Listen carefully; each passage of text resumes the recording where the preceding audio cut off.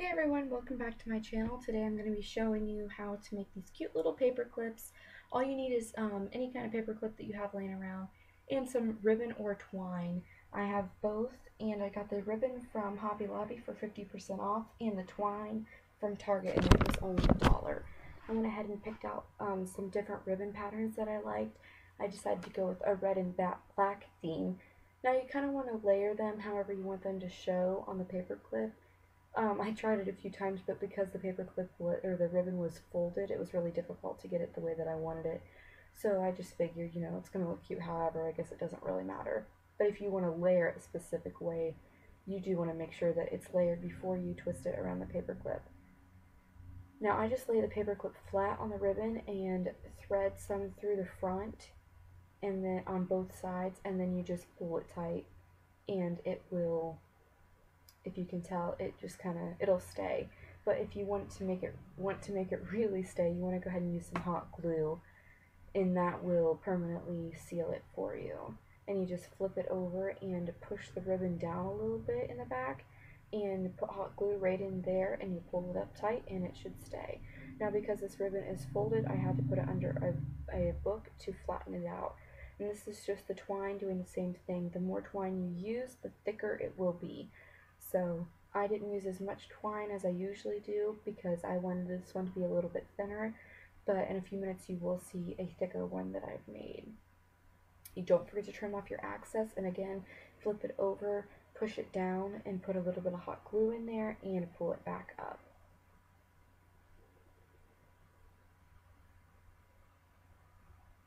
And this is what they all look like. The one on the right, the pink and the mint, is where I used a quite a bit more ribbon, or twine, I'm sorry. And see, it hasn't laid flat yet, but it will if you put it under a book. And I just like that it kind of adds a little tail to your planner. And then there's the twine one on the inside. Next we're going to be making a pocket folder that I just got scrapbook paper from Michaels. These are 5 different ones I got, and I just decided on the floral print. It's one of my favorites. And I'm just going to be trimming this down to a 4x8 to make this folder. Of course you can make a bigger folder just by trimming it to a different size. I just wanted this one to just be a cute little extra, so I didn't want it to take up a whole lot of room, and I still wanted to see my dashboard. So I made it a little bit smaller. I went ahead and trimmed off the white at the top just to make just so I could make sure it was equal measurements without having to mark the paper on the back. And I cut it down to 8 inches long and 4 inches high.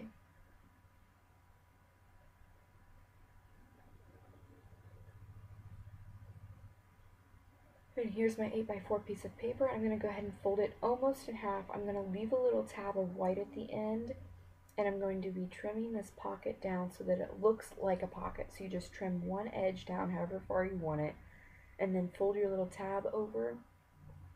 And on the extra, with the extra that you just trimmed off, I went ahead and glued mine to the back so that it wasn't white, so that when the pocket was empty you could see the pattern on the back of the pocket too, and it didn't just look like there was nothing in it.